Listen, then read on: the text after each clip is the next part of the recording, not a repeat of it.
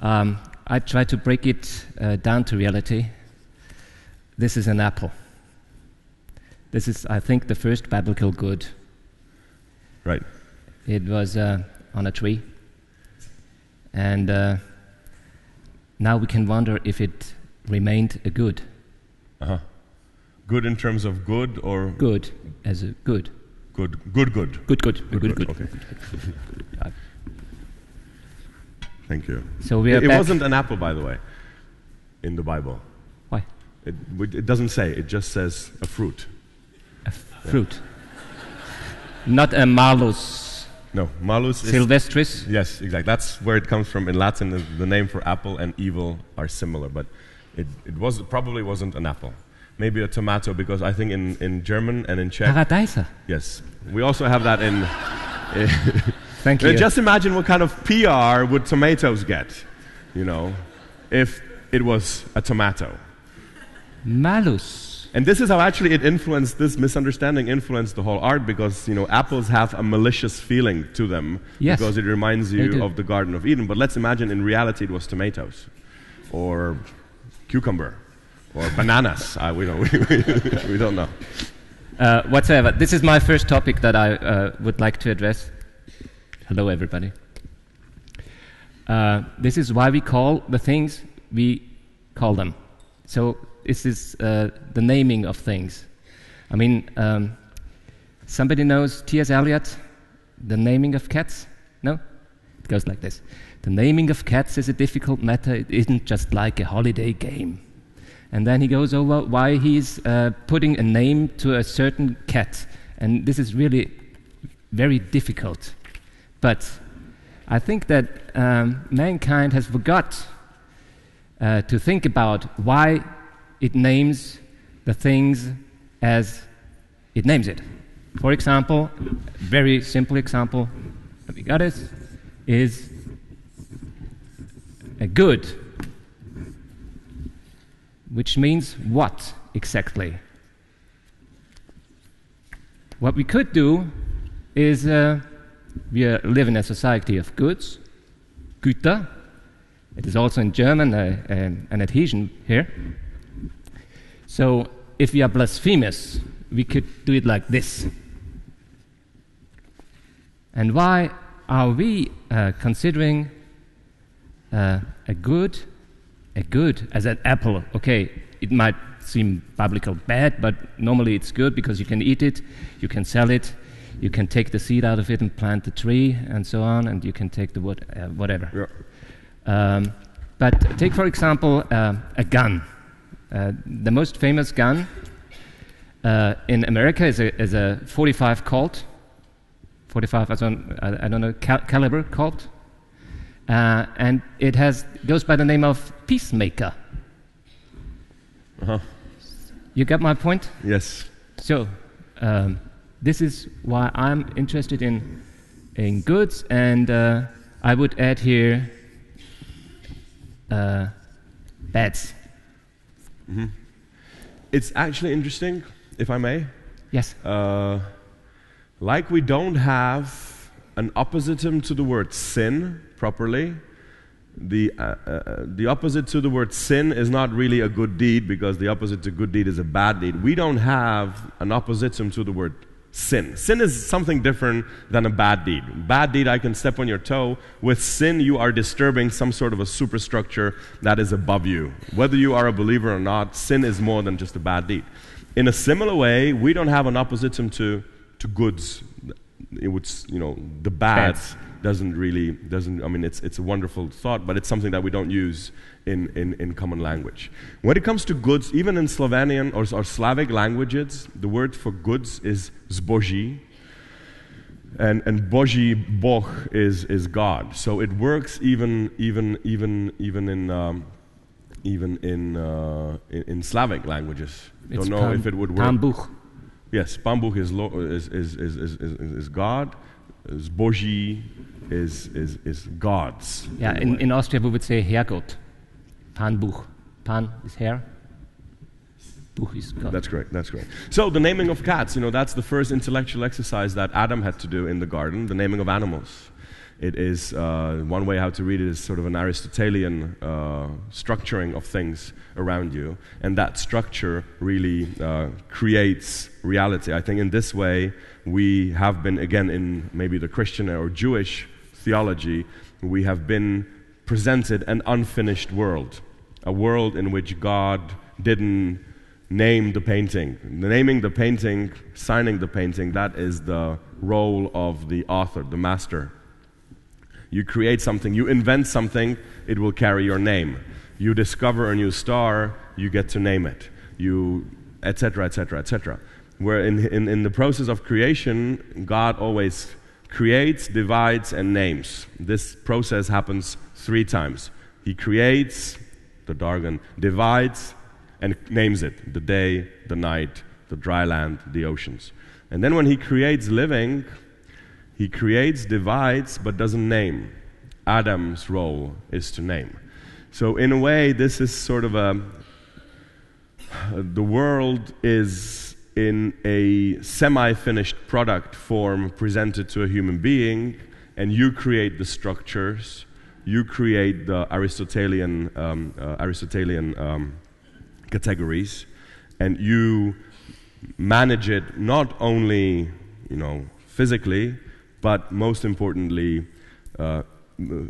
psychologically and scientifically. In other words, the world will be reflected the way you want it to reflect. Okay. So we are God's experiment? No, we are, I would say, co-creators in this. God's running this experiment with us. You can wonderfully see this, for example, in the story of Abraham and Sodom and Gomorrah. These 3 beings come to Abraham and said, the only thing they say is, we've heard there is something happening in Sodom and Gomorrah, we will go to see. It is Abraham who judges. It is Abraham who says, you will not destroy the righteous with the unrighteous, will you?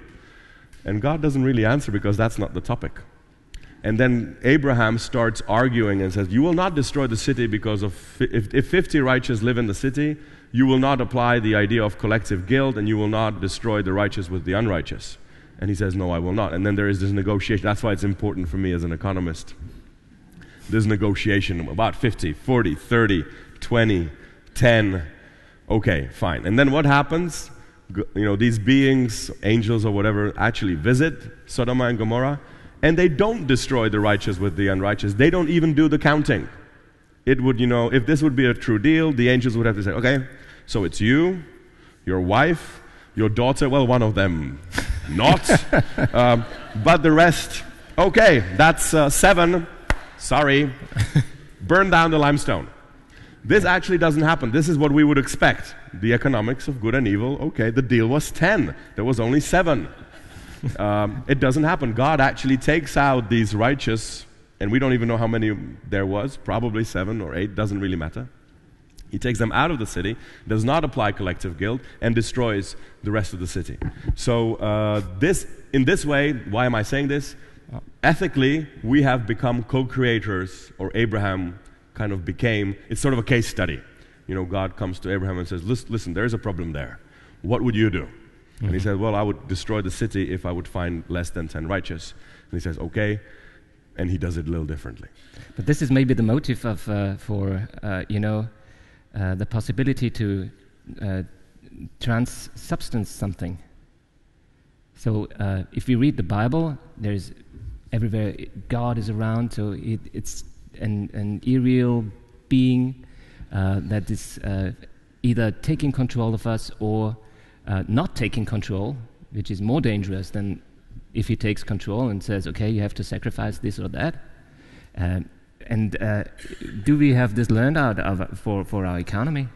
Yeah, I think I talked about this yesterday a little bit because I really enjoyed the comment that my debater, the philosopher, had about the objects of economics. Yes, you see this, so forgive me if I repeat myself a little bit, but I think the audience changed also a little bit. I think you see this cascade in creation always. When we create technology, for example, we love it and we fear it. When this is, I think, in a similar way, what happened again, but you can take any other myths or any other stories. You don't have to restrict yourself to Christianity, but in Christianity it is to the fullest. I must really claim. God creates human beings for some way for God to enjoy the world more, or to enjoy his being more. He does not create this to pain himself, obviously.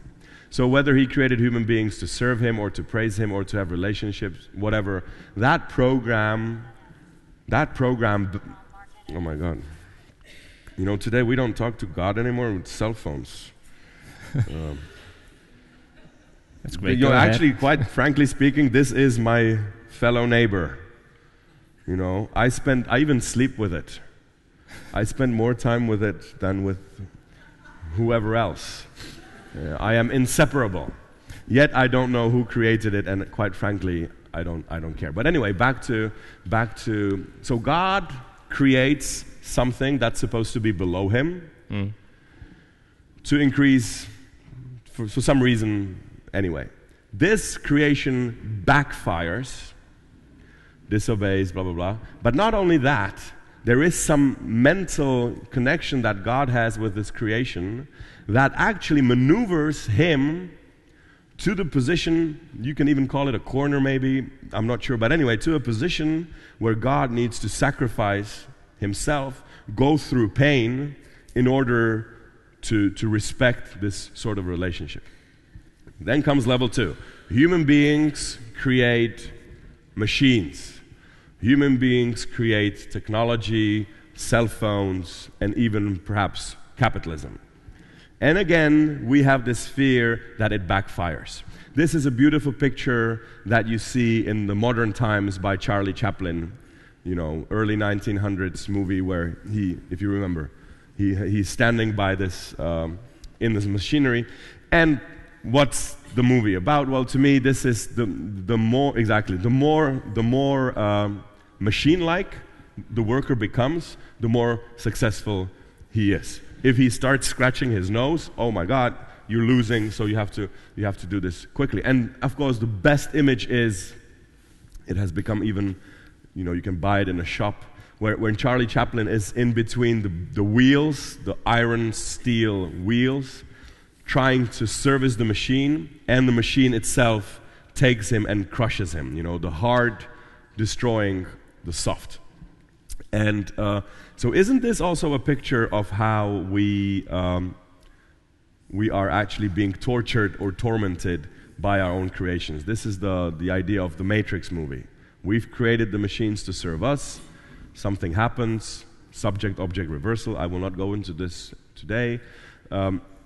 We've become slaves of the very creation that we have become. And doesn't even Jesus say, I came to serve you? I didn't come when this washing of the feet happened.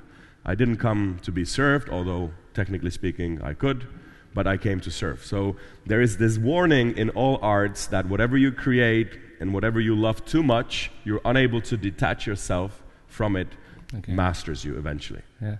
Yesterday we've seen this exhibition of Picabia next door, and he has some 10 years where he was going to New York, and he was very impressed. And what he did was, so to say, materialize his dream in pictures that man could in fact become a machine.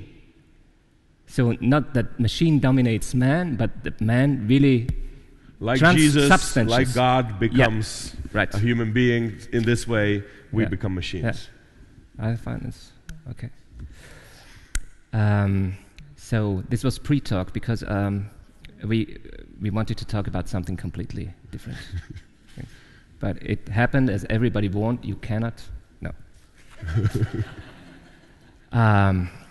I wanted to talk to you about one main message that we as subjects of the consumer society are not able to know what we want or what we even wish. Okay? And the reason for this, you say, is that there is a deep hidden agenda of psychological patterns and that drive our emotions and actions. And I would like to introduce here Sigmund Freud, who would have said that this deep hidden agenda, these psychological patterns, consist in either the id, so our instincts, or the superego. This is our moral values. And I thank you. Is Paulus Hochgatterer here? No. He helped me a lot with that because, as you know, I'm a journalist. I'm not a psychiatrist. And he gave me a lot of hints to this. The first topic is if we follow Sigmund Freud and the complexes he discovered in human societies is visual thinking. You mentioned this, by the way, so to say. To Freud, visual thinking is the pleasure principle versus the reality principle. So we all know what pleasure, visual thinking is. I mean, that you have a dream, you follow it, you push aside reality, and someday it backfires, as you say, reality backfires on your dream and destroys it. Like in private life, this ends up in a small frustration. You know, you see a girl, you follow her, and she's a boy. And she's a boy. Or she slaps you or something like Yes. that. And your friends laugh at you around the corner. So this leads up in a small frustration. But if you put this into an experiment of modern economy, the small frustration in private life becomes maybe a monster. And I think that we have produced a laboratory about that in the heart of Europe, and this is Greece. And I would like to comment to you on the following quote I have from the Finance Minister Wolfgang Schäuble of Germany out of the year 2010. In times of crisis, he says, fiscal austerity will lead to a better economic situation for Europe in the long run. And I said, I listened to that and I said, I've heard this sometime, in the long run, in the long run, in the long run, in the long run. This is John Maynard. We're all dead. Keynes, in the long run, we are all dead. And this was in 1936, and he had this in a comment on austerity. So this is like a traveling ground, you know. So let's have a look at Greece in the laboratory and see how this experiment works out. And I have some figures here. There were severe budget restrictions, so a budget cutback of 20%. There are growing jobless figures, like the average is 20% on the whole, and if you take youth unemployment, it's 55%. You have severe social unrest in the metropolitan areas, and the shrinking GDP that will last until 2014. So I think we have to do it with a monster, and it's like a growing one, because we don't, seeing this for 2 years, we don't accept reality, and I wonder why. Yeah, so 2 points when it comes, or actually even 3. 3 points when Greece as a laboratory. I really like that. First of all, your politicians and my politicians should be really grateful to what's happening in Greece. Why? Because we can always say, listen, it's not as bad as in the laboratory called Greece. Just imagine, how would your folk take 20% budget cuts? And just imagine these riots. I mean, if Greece didn't happen, you would have these riots here.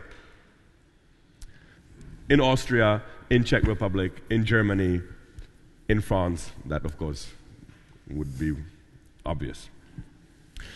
Now, we have Greece as a sort of a pitiful object.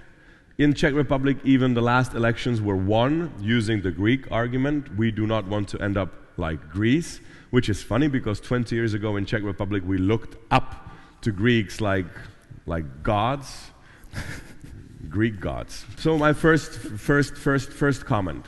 Second comment is, Greeks are not behind, pitifully behind. Greeks are pitifully ahead of us. Ahead. Yeah, Greeks only bankrupted 20 years before all of us, if we continue in the trajectory. So, this is absolutely, I think, out of question. Greeks were always ahead of us in democracy, in philosophy, in everything. So are they also now.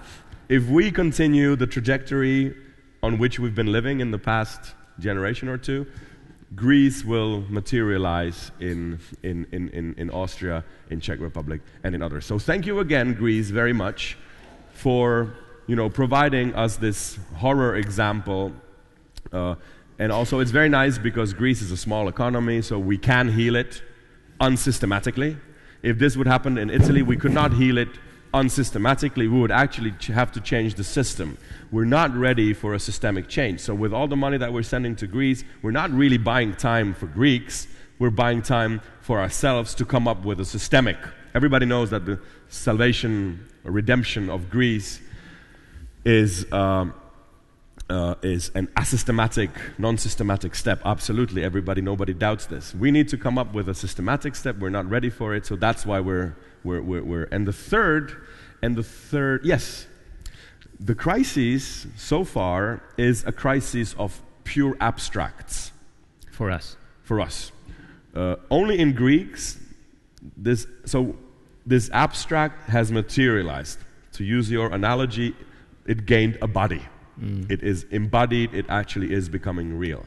Here in the rest of Europe, of course, unless you are the unfortunate one who lost a job, without reading the newspapers, you wouldn't notice the crisis is actually around. It's an abstract crisis of some indexes, of some debts, of some spreads, of some things that were unknown to a normal mortal being before it actually started being problematic. All we are trying to do here in Europe, economists, politicians, public figures, is to keep the crisis in the abstract, to solve it in the abstract, for it not to materialize as it is materializing in Greece. And again, so this is a third way how you can look on Greece as a sort of a laboratory. Mm-hmm. This has a lot to do with our society as it is constructed, I think, as a consumer society. The next quotes I have stem from Karen Horney, a German-American psychologist, and a great feminist, by the way. And this That's is okay. She will be happy. And that squandering can be attributed to sadism, and saving can be attributed to masochism. And I would transfer this squandering as sadism to our time and our society. If you look at our society, it's a society of consume, and I would, so to say, maintain that our consume society is a squandering society. I think we agree on that. We are wasting all our raw materials to the detriment of third nations or the detriment of coming generations. And we can see who loses. We can see where you have this iPhone or something. It is put together in China, where we have social unrest in the streets. We have our clothes knitted in India and Bangladesh, and the African nation, or the whole African continent, in fact, is our resource of raw material. And when we go to South Africa, this is our motor. This is where our fuel comes from, our biofuel, as we call it. And this is also at the cost of Amazonia and all things. So is there some cultural feature that this is like a scheme that we also see in films? Yeah, that's such an interesting thought. I don't know from where to start. You can take it sexually because you're talking about sadism and masochism. Of course, orgasm as the biggest, utility principle anyway in our time does not consist into pleasure seeking only, but it is actually painful. The way to it, it's like you're scratching something that feels good to scratch, but when that pain, the tension becomes unbearable to the point that it actually is unbearable, that is the moment where actually orgasm takes place. So you can even go as far as to say that there is a huge amount of uncomfortable pain, or not pain, but some sort of scratching that is fundamental to, I mean, it isn't really the orgasm itself. I mean, this is the funny movie, it's a stupid movie, I think it's American Pie or something, when this guy goes into a hospital and wants to contribute sperm, and this lady just, puts electric diodes and produces. This is no fun. It has to be complicated as possible. This is the whole idea of seduction. It's not supposed to be easy. The moment it's easy, it becomes, and of course you can translate this also into the saving. In the old days, when you wanted to consume something, when you wanted to buy something, there was this period of pain, of, let's even call that sadism, which we in economics called saving. Okay. I want to buy a car, and I will have to save for 5 years. That means no chocolate, no movies, no. That's masochism. That's, yeah, in a way, to try to interpret it in this way. Today, this is not the way we buy things anymore, of course. We buy it exactly the other way. We take a loan, so we first have the enjoyment, so to speak, and then we pay it. Then we pay it later. The hangover. This was the whole trick of. This is the whole trick of our society. How should I put it? It is absolutely possible to go through the crises without a single penny of debt if you save up reserves before that. This is what happened with Joseph and the story of Pharaoh. I've used it many times. There's a new point that I think is instrumental. Pharaoh saved during the good years 20% of the crops. So this was saving. So during the crises, he didn't have to borrow a single, whatever currency they had, single piece of gold. That's unimaginable today. Right. We don't even have a name for it. We have debt to GDP ratio, Maastricht criteria, thou shalt not have more than 60% debt to GDP ratio. It's 40 in Czech Republic, it's 90 in America, it's 260 in Japan. We don't have a name for the opposite. If a country saves up, it has a negative debt to GDP ratio, we don't have a name for it. It doesn't even have a name. That's just to demonstrate how, and that's why the debate today is how much should we take a deficit. And even this deficit is something, it's a pain relief or a drug. And the proper Keynesian debate is, should we increase our mood or increase the mood of the economy by giving it this drug called deficit? Because deficit does increase the mood of economics. It's the same example where you're transferring money from the future and you're giving the energy to today. We've stopped transferring energy from the past. We've sort of exploited that. We started transforming energy from the future, and we've also exploited that. So today, the debate is not Keynesian anymore. The debate is not, should we take more drugs for the economy to run faster and have more energy and have more psychological interest to consume? No. The debate is, or should be, the following. We have run out of that drug. There is no more marijuana. There is no more alcohol. There is no more debt. How shall we deal without this squandering of the future? Okay. And if it's a male characteristic, I don't know. It seems to me sexist. Okay, I want to come back to this business cycle. And you've done this in London, I Yes. think. I've seen it on TV. So the thing is, could you just explain it, that this is the normal GDP with public expenditure. It's like this, with public expenditure. So if you grow and grow and grow and grow, and if you enjoy grow by growing. Yeah. And this would be without public spending. That will be with savings. You trim down the growth. You have budget surpluses. Yeah. So what we could make here has this to do with morality?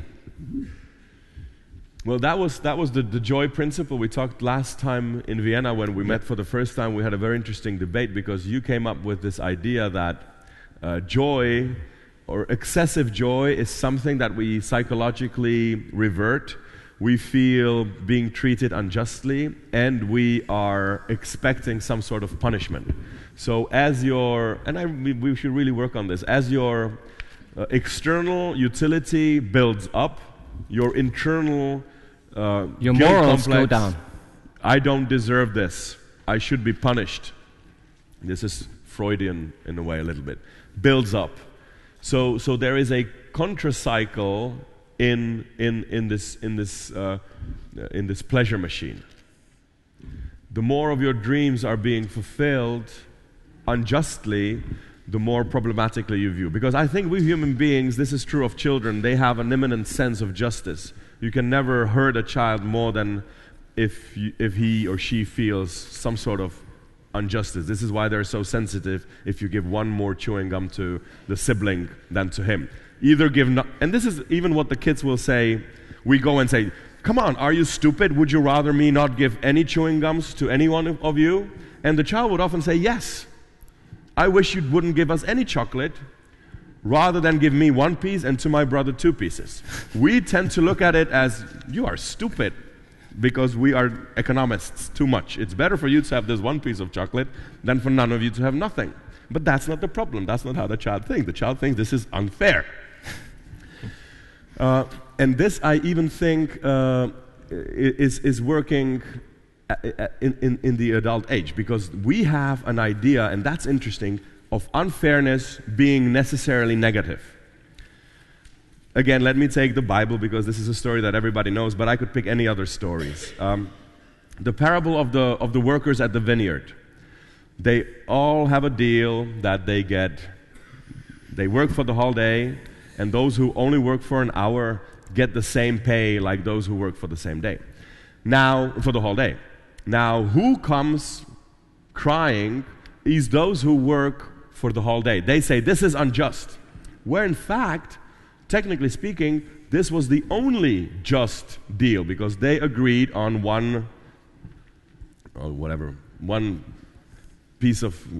wage. They got treated justly, those who worked the whole day. Those who only worked for an hour, those got treated unjustly, but not in a negative way, but in a positive way. And we seem to only focus on negative justice. If I go in your beautiful town and I see 100 euros lying on the floor, I pick it up, I feel that's unjust. I didn't deserve the money.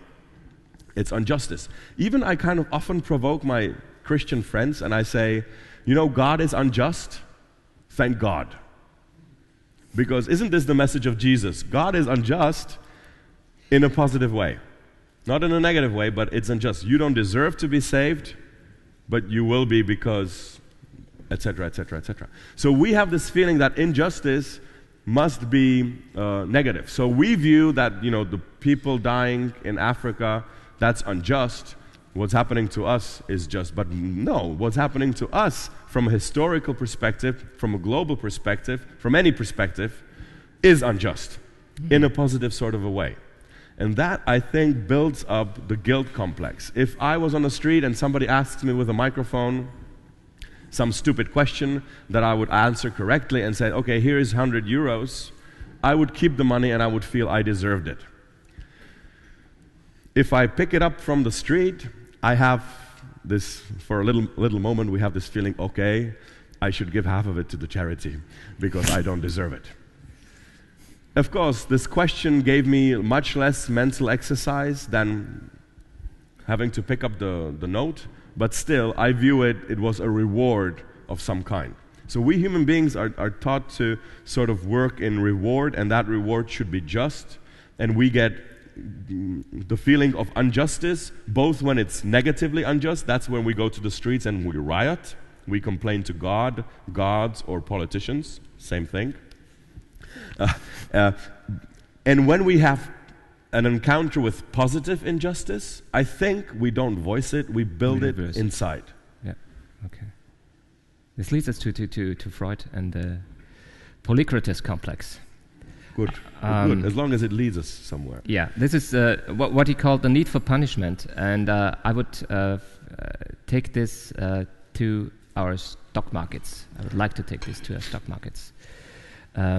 You might not know the story of Polycrates. He's the tyrant of Samos, and his most striking feature is that he had an incredible luck. So he was enormously wealthy. He had the most beautiful wife, the most gifted and talented children. He had the best allies, and he won every war he went to. So this went on for years. And then his allies and priests came to Polycrates and said, listen, the gods are angry with us because you have too much luck, and they will punish us with catastrophes. And Polycrates thought about this and said, okay, I will sacrifice my most valuable thing. His most valuable thing was not his wife and not his children. It was... Lucky for them? Yeah. It was his coronation ring. So he went out to the sea and threw it... So you don't want to be fetishized. That's a very nice point, because you always have to kill your fetish at the end of the day. Anyway, sorry. Okay, he kills his fetish by throwing it into the sea. And then there is a big celebration, and everybody is happy that the gods are, so to say, appeased. And during this party, delicious food is served in the palace. And Polycrates himself takes out his knife and opens a big fish to his friends. And suddenly, the knife stucks. And he pulls it out, and there on the top of the knife is his ring. And the whole party breaks up. His allies desert him immediately, and first he impoverishes, and then he's being killed in an ambush. So Freud takes this story that is based on, so to say, real figures, and puts it to our time by saying that we cannot stand too much luck, and we instinctively punish ourselves as a correction. Mm-hmm. So if you think about a stock market and a bursting bubble, there must be a trigger. Somebody who says to himself, hey, I've earned so much money in IT or housing that now I think it is enough. And the question that we have to put is, why does he ask himself this question? And why does he, as a reaction, sell his shares? And why do all the others follow him so that this will produce an avalanche and the bursting of a bubble? And maybe this is something that guilt could drive our economy at its freest point, namely the stock markets. Okay, again, 3 points. Guilt. Guilt is the basic driving force of advertisement. It doesn't look like it, but let me try and show what I mean. The basic message of an advertisement is that you are ugly without our cream. And this is how it works on us. Here in Austria, is intellectual a positive word or a negative word? Because I've learned that it differs from country to country. In America, if you say that you're an intellectual, it's sort of going to be a fist fight very soon. It's an insult. How is it here? Is it a positive or negative thing, intellectual? It depends on the surroundings. In these surroundings. It's a positive thing. It's a positive. Okay, so us intellectuals, we watch an advertisement for shampoo, okay? Of course, we're not stupid enough to go into the shop and say, okay, listen, I just saw an advertisement about this shampoo that it will make my hair strong and shiny. I want two pieces of this, please. Of course, we know it's a trick. We know it's an advertisement. You know that there's been a lot of money invested into the biggest money, the best cameras, the best sociological, by the way, researches. the best artists, and the best psychologists are at work when advertisements are created. In this way, okay, just a little, I will return, this is just a little under the line, note number 7. In this way, I think it's unfair when we economists take all the blame for the consumer society. Yes, we have been fortifying the system, we have been building it, we've been advocating it. I take the blame, no problem. But you should also. Because who creates the consumer society? Well, advertising is a fundamental part of us consuming things that we don't really want or need. My question is, who creates these adverts? Artists, creatives, sociologists. There you go, all these, will the yogurt sell better if the bananas are on the bottom or if they're nicely mixed so that you don't have to, work for it. But then again, you can trust that they're real. I mean, I love it. We get impressed by an advert which says the bananas in your yogurts are real. Okay, so what are you saying? That, 10 years ago or 2 years ago or in your previous product they were not real?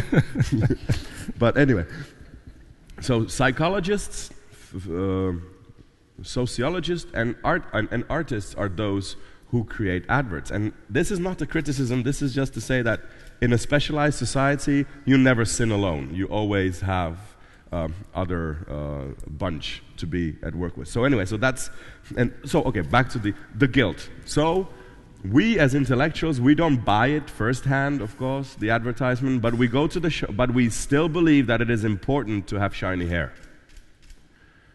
20 years ago it wasn't important, now it is. Believing that we have ducked the attack of the advert, we actually ate it even more.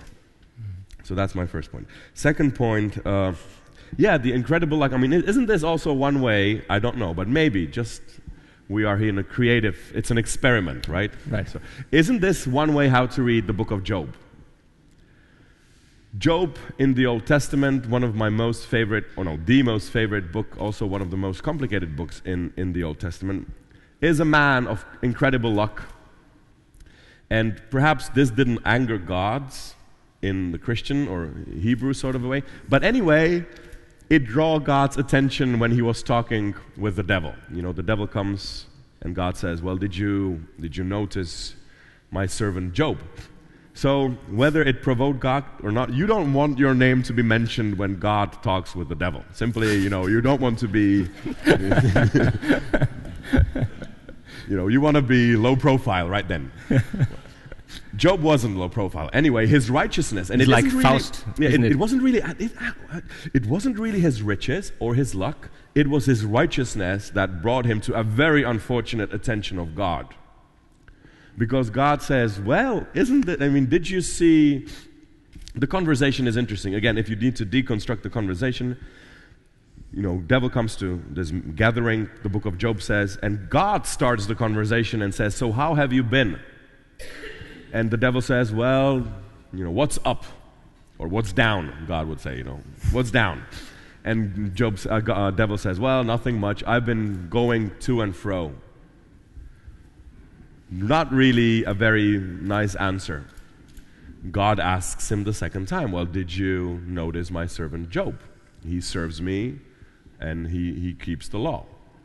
And Satan says, well, yes, but he does it for good reason. It's, you bless him so much, it is not moral for him to do morality, but it's rational for him to do morality. He does morality because for every little bull that he sacrifices, you give him 10 new ones. I mean, come on, God. Ethics is a very good economic investment to Job. He would be stupid if he wouldn't keep your laws. And then you know the story. Also, one final point when it comes to the book of Job. Did you ever realize the ending of the book is very, very, very unlikely? Because in the beginning, it sounds like a divine bet. God says, he will not curse me, he will stand firm, and you want to bet? Let's bet. Towards the end of the book, one would expect, again, the scene from heaven, and God saying, okay, you see, I was right, you were wrong, thus you owe me, I don't know, 12 liters of champagne, or you will burn in hell for whatever. some sort of retribution, some sort of saying, Job, you did well, thank you. I mean, now I can tell you what happened. And Satan, you were wrong, and you made me inflict on a dear servant or friend of mine, you must suffer now. This doesn't happen. It's interesting. But to me, the book of Job is also very much of an economic book. Is it rational to do good, or do you do goodness for goodness itself? Which seems to be one of the conclusions of the book. Though you may slay me, Job says towards the end of the book, even if you kill me out of some sort of sadistic pleasure, even if you kill me, I will still love you. This is, I think, one of the lessons or points in the book of Job. Okay, then the story of Faust and the third is point, the same transferred to knowledge society. Yeah. Yeah. So, yeah. Okay. And the third point, just very briefly, the ring of Gauges also appears in these Greek myths, which is an inspiration for the Lord of the Rings by J.R. Tolkien. The ring of Gauges was a ring that made you disappear and materialize all your dreams. You can do whatever you want to do. You could steal, you could watch people undress, whatever is your fantasy, you could do. Now, and this, I think, is the problem with economy becoming the id machine. Today, economy is the id machine. You can do whatever you want to do. Of course, you have to work your ass off, but this is what makes you free. Your work makes you free. I will not translate this into German. No. Your work makes you free. Not allowed.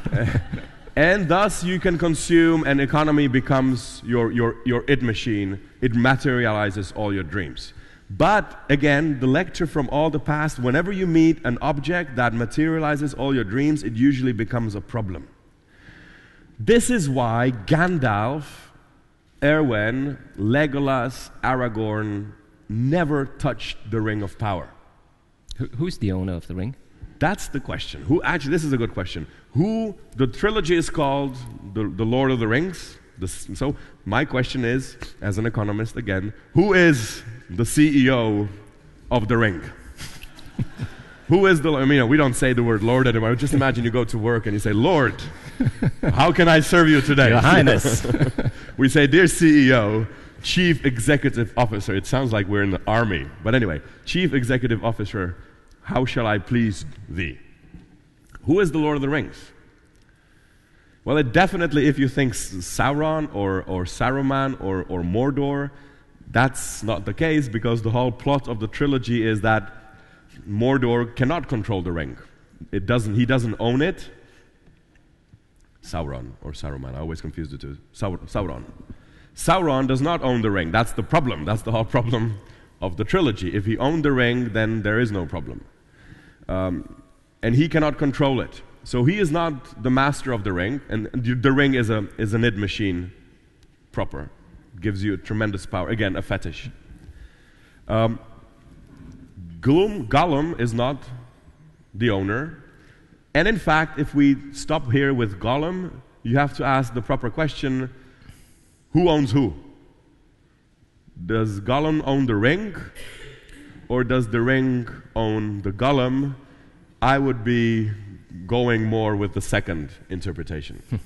But anyway, none of the wise, so we have to come to the conclusion, inevitable conclusion, that the ring owns itself. Because if you destroy the ring, not only is the ring destroyed, but Mordor is destroyed. It's not that the Mordor created the ring, thus Mordor is in control of the ring. Again, you see the reversal of the object and the subject. If you destroy the ring, Mordor gets destroyed. So in other words, we've created capitalism and growth, but if you destroy growth, we are also destroyed. So I think, of course, one interpretation is, perfect power corrupts perfectly, etc., etc. I think the problem is deeper. I think why Gandalf never touched the ring is because he feared his own desires. Like in this beautiful scene where Galadriel is tempted, but she refuses to touch the ring. Not that her good intentions would be mismanaged. This is, again, the invisible hand of the market. Bad intentions get, in fact, mismanaged into good intentions. And she fears that this is the fear that Saint Paul has in the book of Romans in the New Testament. I want to do good, but I end up doing evil. There is a reverse of the invisible hand of the market. The invisible hand of the market, you want to do evil. I want to be egoistic. I'm a butcher. I only care about my own interest. But, oh my God, I did it again. I served the public good. I promised I will never do this again, but I did it again. And morally, it is reverted in St. Paul. I want to do good. My intentions are good. Please, Lord, don't make me be misunderstood. But at the end, I end up doing evil. The same thing with the Lord of the Rings, with the Ring of Power. Same topic, I think, and this is how Zizek interprets Stalker. If you actually have all your dreams materialized, it ends up in a tragedy. So this is a story about the brother who has a... Yes, the brother who is sick. And this rich man pays a lot of money to go to the zone. This zone fulfills all your desires. He gets into the zone. Next day, his brother dies, and he wins 10 million rubles in a lottery. What's the problem? Well, the problem is that the zone fulfills your desires, not what you desire to desire. So he went in the zone desiring to desire his brother to be well, because it was this very beautiful moral thing to do. But in fact, deep down, he desired to win a lot of money. And can you truly just imagine if you had this opportunity that all your desires, your true desires, not what you desire to desire, not your morally uplifted or twisted, however you want to take it, desires, but your desires in their purest form. Sexual desires, violent desires, ego, whatever. I don't know. I only Things know. You don't even think I don't about. even know my own desires. Yeah, How okay. can I know yours? Would you take the ring upon yourself? Would you go into the zone? So, or even I don't know if you have this also in your country. This fairy tales about the golden fish that fulfills all your dreams. No. No, Yes. You catch a fish. It's a golden fish. Huh? Must have been me now. It wasn't me? Okay. So good. So I can you take the fish out of the water. It's a golden fish, and the fish says, "Please don't kill me. I will fulfill your 3 dreams." And of course there are many variations to the story, but the home run is at the end of the story, this person with the wishes is at square one or worse. First dream is something externally beautiful. The second dream is a correction of it, and the third dream is... So if we make anyway, I think my point is clear here. We don't know our desires. It is our desires, I think, that at the end of the day become the spectral ghost that Okay, scares and if you enter a hermetic structure where a superego or no superego is at reign, your it comes through and takes over. Exactly. Right. And then you win a lot of money. And he commits a suicide, by the way, I forgot to say. Oh. After he wins this money, he commits suicide because he is depressed that what he really wants, he gets it, he understands, and he commits a suicide because he realizes his desires were actually evil. So I don't know what to say. I get the signs that I have to cut it off. Thank you very much. Pleasure.